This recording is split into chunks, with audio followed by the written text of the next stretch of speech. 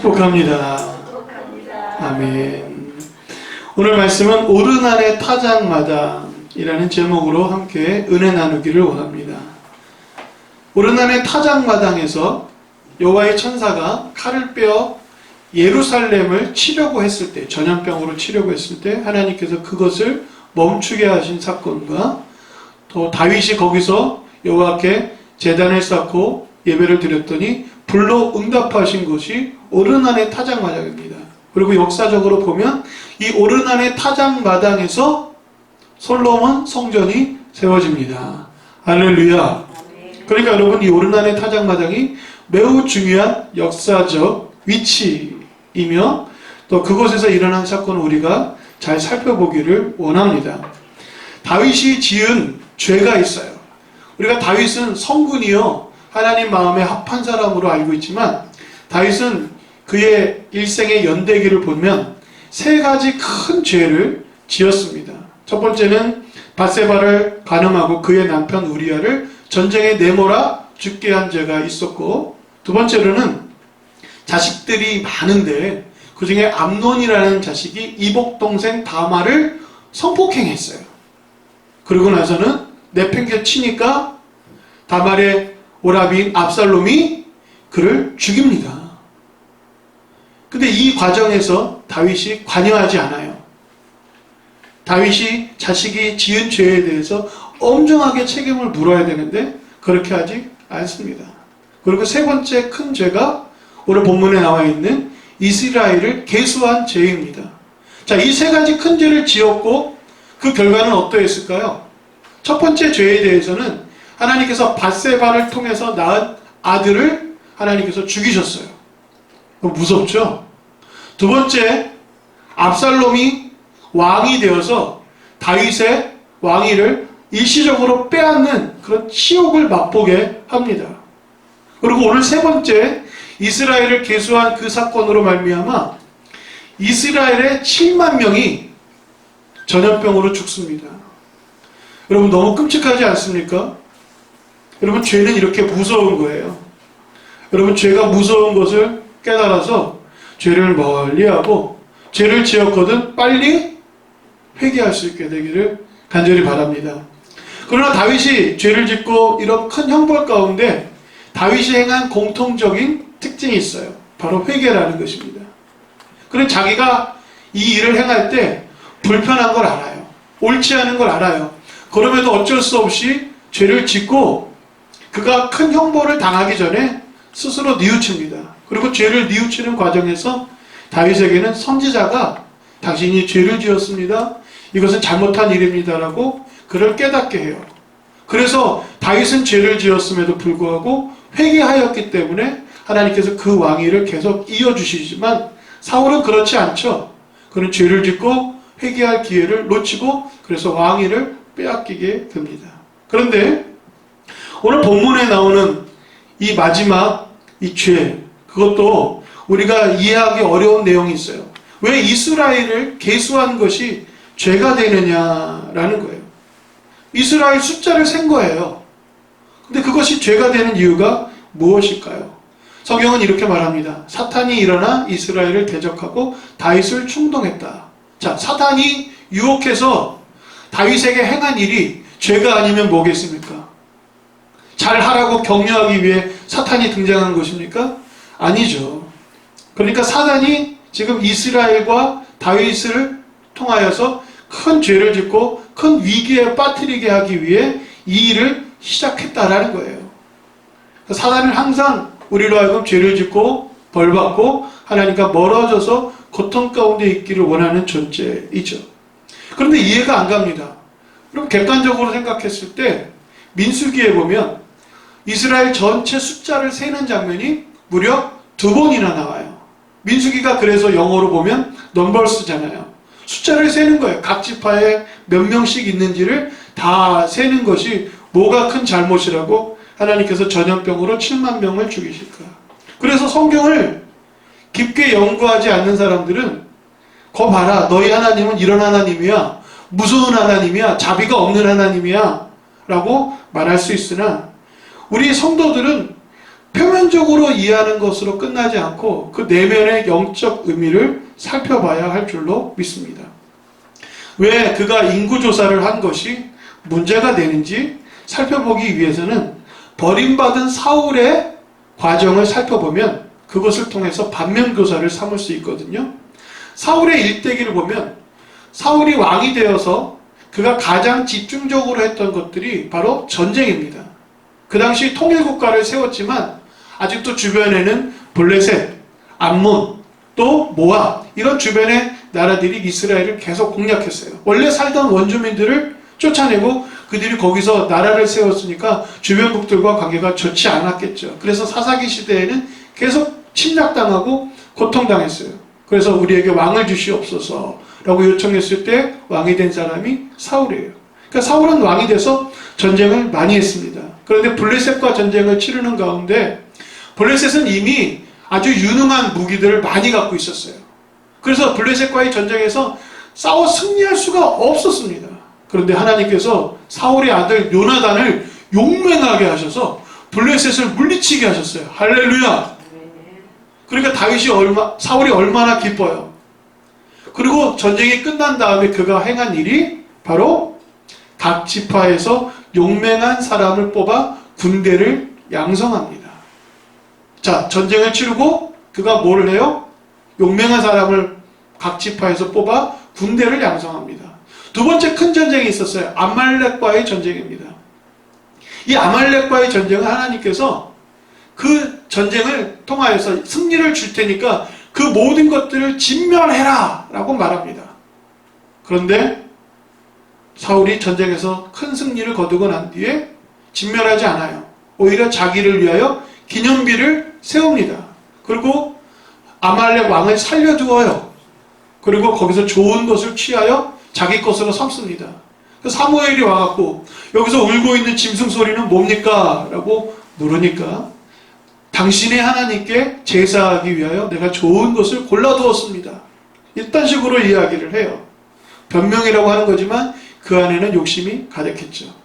근데 사울은 이미 블레셋과의 전쟁에서도 사무엘이 늦게 오니까 자기가 임의로 제사를 드림으로 하나님께 버림받은 사람이었는데 여기서 두 번째 큰 죄를 저질러서 이것은 당신의 하나님께 제사하기 위한 것입니다 라고 거짓말을 해요. 아닙니다. 자기가 좋은 것을 취하기 위해 행하였던 행동이죠.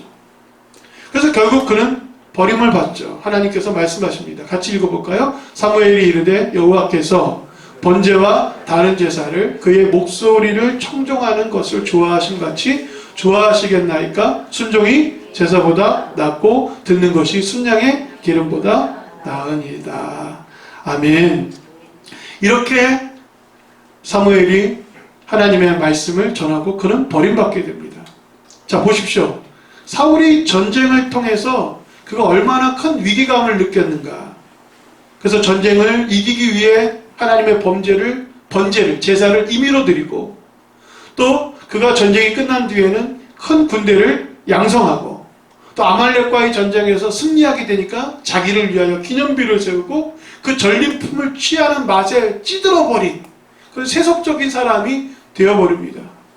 자, 이제 나라를 운영하는 왕이 가장 집중해서 생각하는 게 뭔지 아십니까? 주변 나라들과의 관계입니다.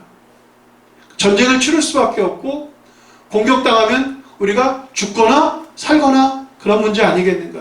그래서 다윗이 왕이 된 뒤에도 많은 전쟁을 치렀어요. 근데 하나님께서 다윗에게 큰 승리를 주셨죠. 할렐루야. 그래서 다윗은 하는 전쟁마다 다 승리했습니다.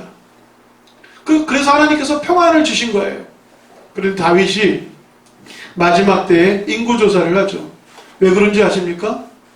자, 전쟁이 일어나면 내가 몇 명의 사람들을 군대로 모집해서 전쟁을 치를 수 있을까? 이걸 셈하는 거예요.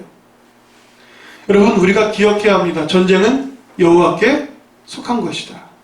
성경은 이렇게 말하고 있어요. 너가 군대와 병거와 마병을 의지하지 마라.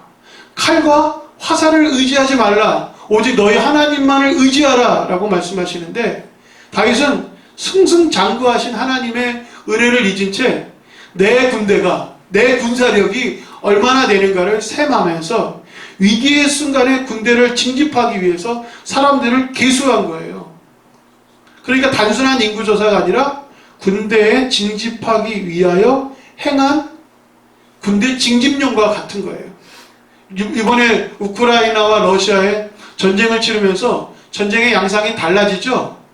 그 달라지는 이유가 여러 가지가 있겠지만 전쟁이 나니까 우크라이나 국민들은 전쟁에 참여하기 위해 우크라이나로 들어가고 러시아는 수세에 몰리니까 징집을 하는데 도망치고 피하여 다니는, 물론 전쟁이 옳지 않으니까 전쟁을 하지 않으려고 하는 의도도 있습니다. 이처럼 전쟁에 군사들이 얼마나 많은지는 전쟁의 승패를 좌우하는 요소.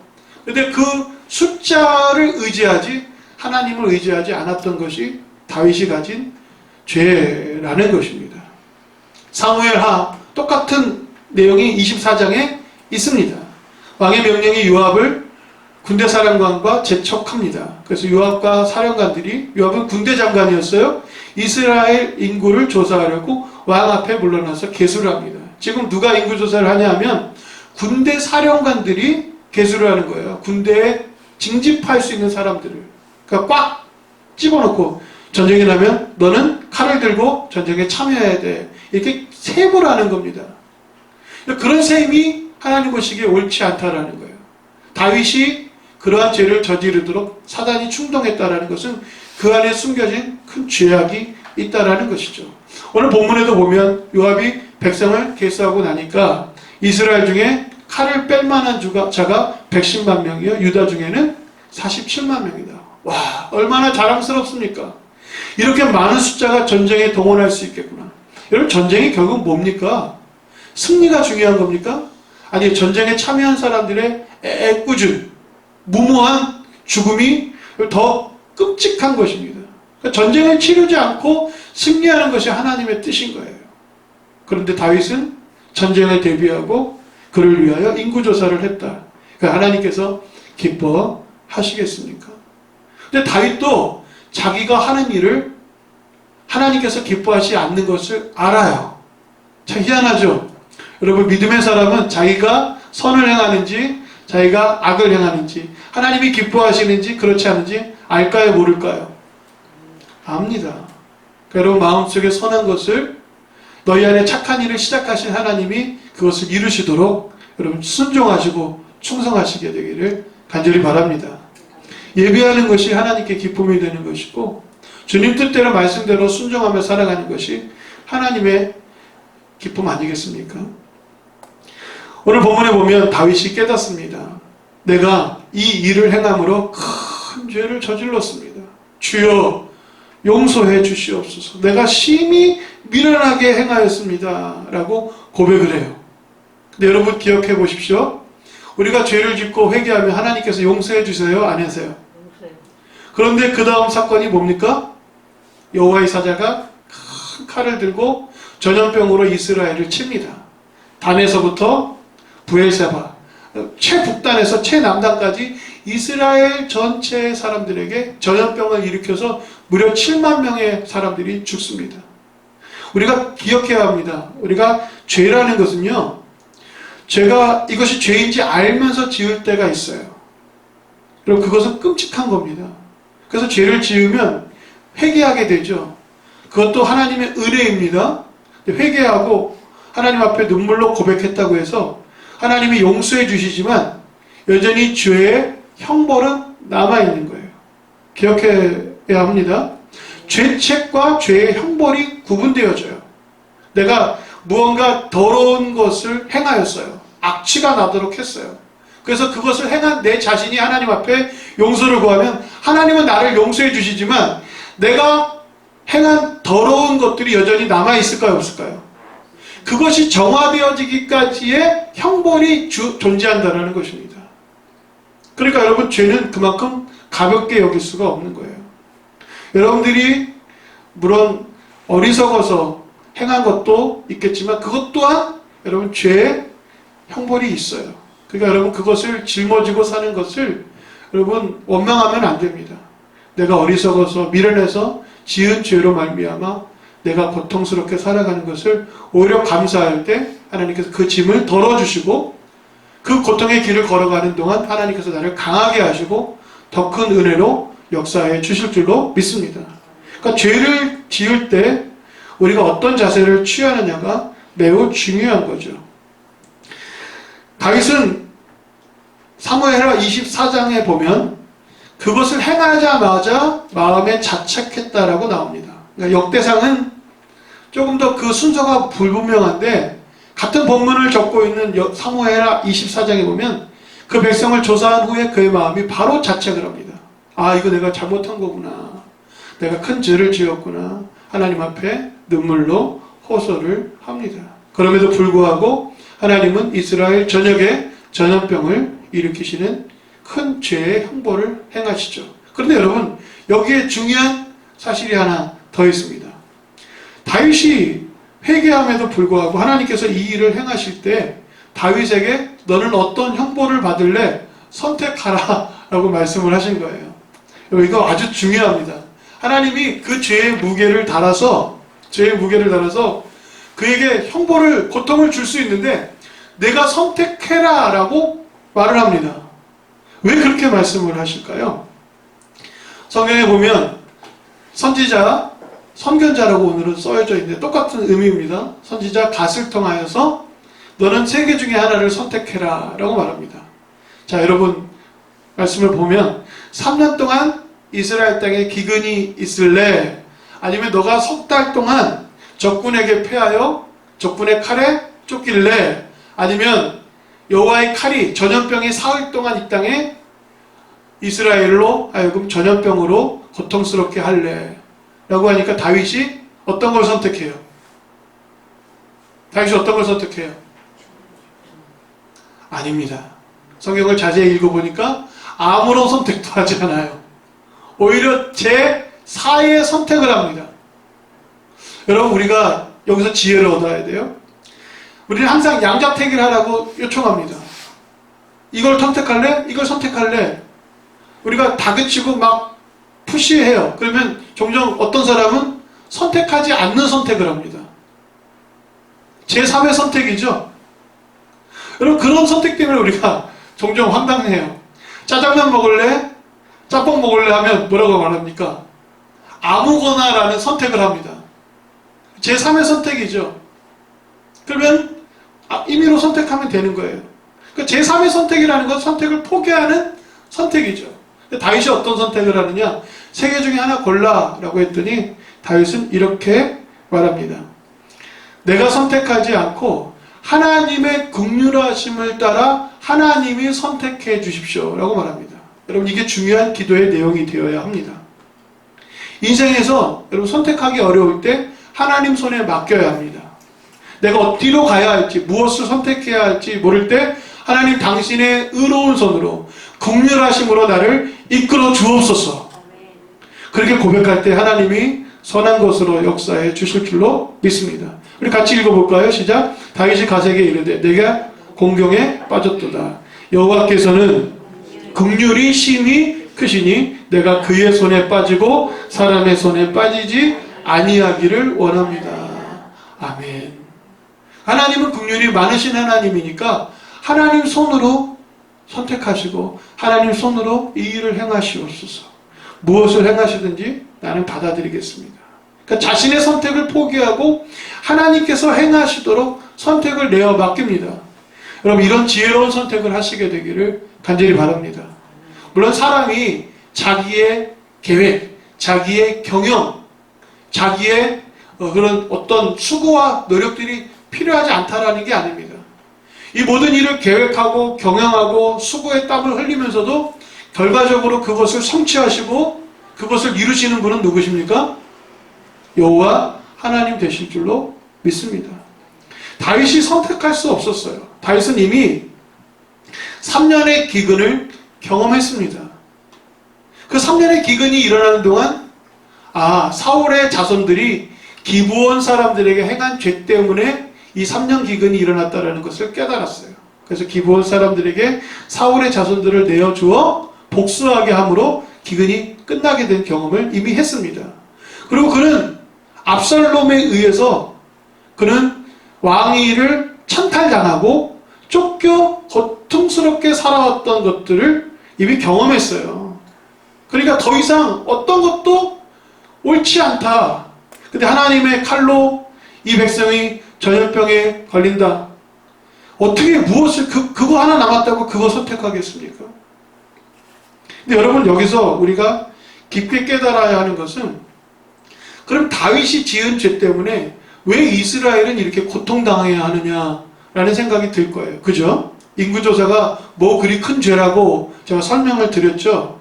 근데 이스라엘은 뭐 잘못한 게 있다고 이렇게 고통을 당해야 하는가라는 생각이 들 때, 아주 중요한 내용들이 성경에 담겨져 있지만 표면적으로는 빠져 있어요.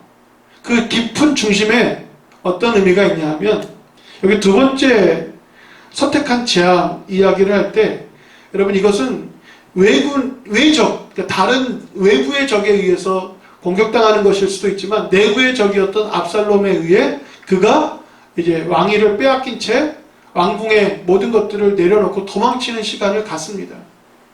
근데 그때 이스라엘 백성이 압살롬 편을 들어요. 압살롬이 백성들의 마음을 훔칩니다. 압살롬이 얼마나 잘생겼냐 하면, 성경에 머리부터 발끝까지 아름다운 사람이 압살롬이었어요. 그러니까 그렇게 아름다운 사람이 성전 앞에서, 성문 앞에서, 다윗성이죠, 사람들의 마음을 다 훔칩니다. 아이고 힘들었어요, 고생했습니다 하면서 막 위로해주고 먹을 걸 주고, 또 그가 지혜롭게 일을 처하면서, 다윗이 하나님이 선택한 왕임에도 불구하고 다 압살롬 편을 들었어요. 그래서 압살롬이 반역을 일으켰고 다윗이 도망치는 동안에 다윗 편을 들지 않았어요. 그 죄를 물으시는 거예요.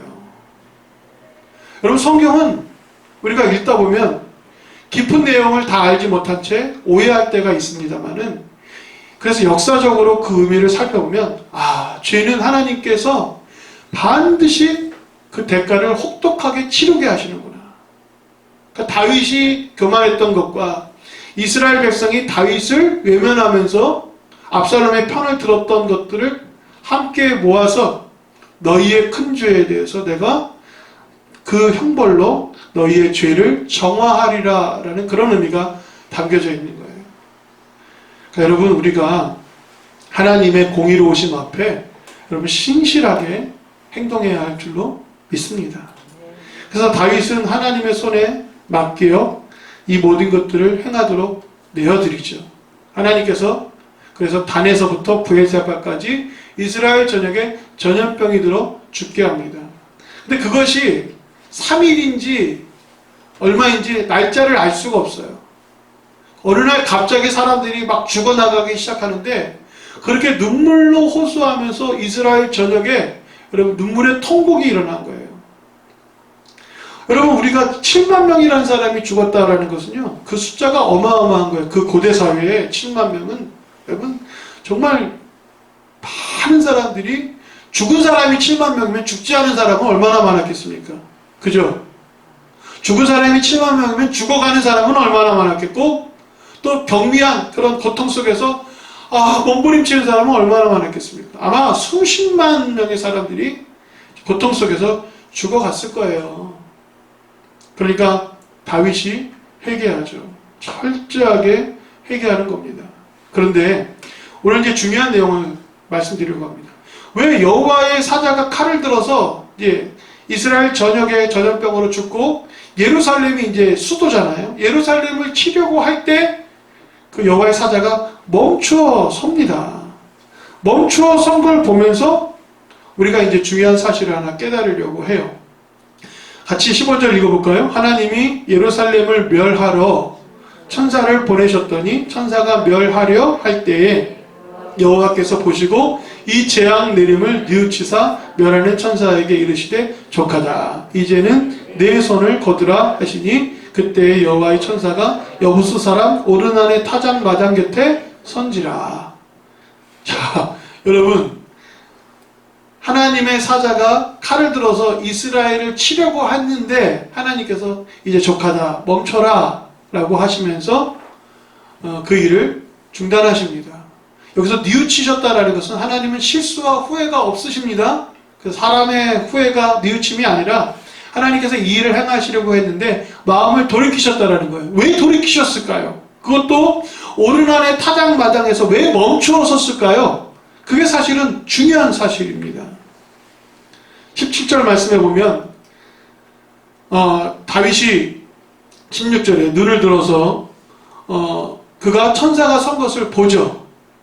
그러니까 천사가 지금 선 것을 보았다는 건 다윗이 어디에 있고 천사는 어디에 있는지를 일단 지도를 통해서 좀 살펴보려고 하고 17절에 보면 다윗이 재빨리 올라가서 내가 죄를 지었지 않았습니까? 엎드려서 하나님 앞에 자기 죄를 자복하는 장면이 나옵니다. 여러분, 우리가 중요하게 생각하는 것 첫 번째, 오르난의 타작마당에 멈추어 선 이유는 다윗이 회개했기 때문이다 라고 할 수가 있어요. 그래서 그 천사를 보자마자 성경에 보면 그가 베옷을 입고 올라가서 제사장들과 많은 사람들과 함께 올라가서 여러분 그 앞에서 엎드려 부복을 합니다. 베옷을 입고 있었다는 것은 전염병이 시작할 때부터 이건 내 죄다.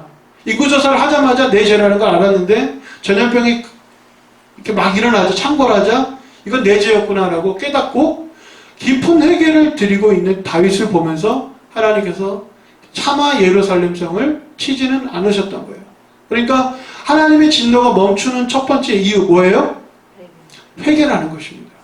회개가 그렇게 중요하다라는 것을 알 수가 있어요. 그래서 다윗은 쫓아 올라와서 베옷을 입고 쫓아와서 내가 죄를 지었습니다.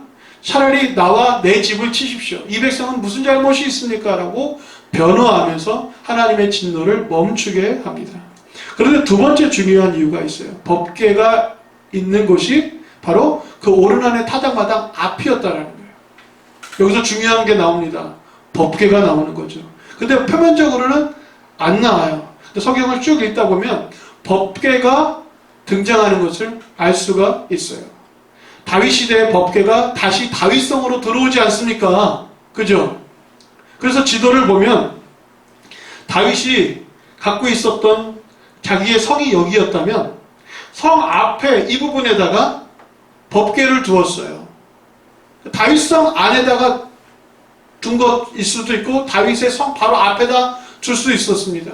장막을 만들고 법궤를 거기다 모셔두었어요. 그래서 다윗 시대에는요 이스라엘 백성이 예배하는 곳이 두 곳이 있었습니다. 예루살렘에서부터 북서쪽으로 8km 정도 떨어진 기브온 산당이라는 곳에 성막과 번제단이 있어서 이스라엘의 많은 사람들이 거기서 예배를 드리다가 법궤가 들어오니까 내 집 앞에 하나님의 법궤를 모시고 싶은 거예요. 다윗이 하나님을 사랑하는 마음 때문에 법궤를 자기 집 앞에다가 두었습니다. 백향목 궁에 살면서 그 집에다 두었던지 그 집 앞에다 두었던지 자기 주변에다가 두었어요. 그리고 자기가 예배할 뿐만 아니라 이스라엘 사람들로 하여금 법궤 앞에서 예배하도록 했습니다. 그리고 거기에 제사장을 두어서 예배하게 했고 그리고 찬양대 레위인으로 두어서 찬양하게 했습니다. 자, 생각해 보십시오. 전염병이 일어났어요. 그래서 사람들이 막 아프고 죽어나가기 시작해요. 그러면 믿음의 사람들은 어디로 갑니까? 어디로 가요? 그래, 교회로 가죠. 기도원으로 가죠. 이스라엘 백성도 똑같은 거예요. 전염병이 일어나고 죽어나가니까 기브온 산당으로 가서 예배하거나 예루살렘과 가까워요? 여기 법궤가 있는 곳에 와서 하나님 앞에 눈물로 울부짖었을 것 아닙니까? 그죠? 여러분이 자식이 죽어나가면 하나님 내 아들 살려주세요. 내 아들 살려주세요 하면서 눈물로 하나님 앞에 통곡하면서 부르짖지 않았을까요? 그러니까 법궤 앞에서 수많은 백성들이 하나님 살려주세요. 하나님 살려주세요. 하나님 살려주세요 라고 하면서 눈물로 호소하는 것을 오르난의 타작마다 여기서 본 거예요. 하나님의 천사가 다윗성이 내려다 보이는 그곳 앞에 법궤 앞에서 사람들이 눈물로 회개하며 하나님 살려달라고 외치는 것을 보면서 하나님은 멈출 수밖에 없는 거예요. 여러분, 우리가 이 사실을 깨닫고 나니까 눈물의 기도는 하나님의 진노와 하나님의 그 공의로움 속에서도 하나님의 긍휼을 일으키는구나. 할렐루야. 여러분, 부모가 자식이 미워서 때리겠습니까? 저도 어렸을 때 자식을 양육한다고 종아리를 때릴 때가 있었어요. 그러면 빨갛게 달아오른 종아리를 자고 있는 아이의 그 무릎 위에 종아리 위에서 손을 얹고 기도하면서 많이 울었던 적도 있어요. 자식이 잘못해서 종아리를 맞지만 그렇게 잠들어 있는 아이가 얼마나 사랑스러운지 부모가 더 좋은 그런 섬김으로 자식을 가르쳤으면 좋았을 텐데 내 탓이 아니지 않을까라는 생각을 하면서 눈물로 기도하는 게 부모인데 하나님 우리 아버지가 되시잖아요. 다윗이 지은 죄 때문에 이스라엘이 지은 죄 때문에 많은 사람들이 죽어나가면서 눈물로 호소하는 그 눈물에 하나님의 진노가 멈추었다라는 거예요. 할렐루야. 여러분이 지은 죄 인간은 어쩔 수 없습니다. 저는 죄를 짓지 않으라는 게 아니라 죄를 이길 수 있는 힘이 우리 안에 없다는 걸 알면서 죄 가운데서 회개하는 역사가 일어나기를 원합니다. 죄의 형벌의 무서움을 알고 죄를 지을 때 여러분의 마음이 여러분 유혹에 빠지지 않도록 하나님께 도움을 요청해야 할 것이라 저는 생각합니다. 죄를 짓거든 눈물로 회개하면서 하나님 앞에 예배하며 나아간다면 하나님께서 행하려 하셨던 진노를 돌이키실 수 있다. 성경은 말하고 있는 거죠. 어떤 신학자가 이렇게 얘기했어요. 하나님이 행하려고 하신 일들은 정해져 있으나 믿는 자들의 기도와 눈물에 따라서 바뀔 수 있다. 왜 바뀝니까? 하나님께서 긍휼이 많으시고 자비로우시기 때문에 그래요. 그래서 이스라엘의 눈물과 기도에 하나님의 진노가 멈추어 선 것처럼 오늘 우리들의 눈물과 예배를 통하여서 하나님께서 행하려 하셨던 공의보다 하나님께서 행하려 하시는 긍휼과 자비의 역사가 삶 속에 일어나게 되기를 간절히 축원드립니다. 사무엘하 22장에 보면 내가 환난 중에 여호와께 아뢰며 나의 하나님께 아뢰었더니 그가 그의 성전에서 내 소리를 들으시며 나의 부르짖음이 그의 귀에 들렸도다. 하물며 밤낮 부르짖는 택하신 자들의 원한을 풀어주지 않겠느냐? 오래 참으시겠느냐? 하나님께서는 억울한 과부의 기도에 응답하시는 하나님이에요. 눈물의 기도에 하나님께서 역사하시고 들으시는 하나님 되실 줄로 믿습니다.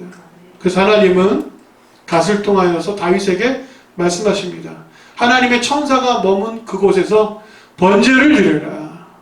그래서 다윗이 베옷을 입고 번제를 드리면서 하나님 앞에 온 이스라엘과 함께 눈물로 회개했더니 하나님이 그 번제단에 불로 역사하셔서 하나님의 임재, 하나님의 용서를 드러내십니다. 그리고 다윗은 그 오르난의 타작마당을 사서 하나님의 성전 터로 삼고 열심히 성전의 제목들을 모아서 그 아들 솔로몬이 성전을 지어 하나님께 올려드리죠. 이처럼 성전의 기초가 되는 성전이 거기에 세워질 수밖에 없었던 이유가 이 오르난의 타작마당을 통하여서 우리가 깨닫게 되는 것입니다.